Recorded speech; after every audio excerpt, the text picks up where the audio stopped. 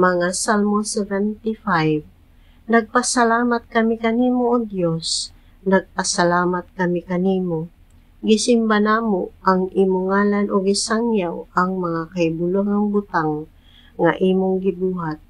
Nag-ingon ang Dios, nagtakda ako panahon sa paghukom ug maghukom ako, inubanan sa kaangayan. Bisag matay og ang kalibutan ug mokurog ang tanang nagpuyo niini, ako ang maglig-on sa iyang sukaranan. Gisultihan ko ang mga hambugiro sa dili pagpanghambog. Gisultihan ko ang mga dautan nga dili sila magmapahitason. Gimanduan ko sila sa dili na pagpagarbo.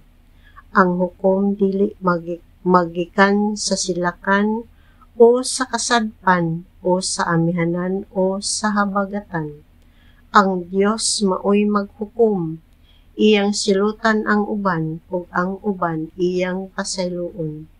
Ang Ginoo nagpupot og kupa nga puno sa bag-ong bino sa iyang kasuko. Gibubo niya kini aron imnon sa mga dautan. Gititi nila sa pag-inom hangtod ang katapusang tulo.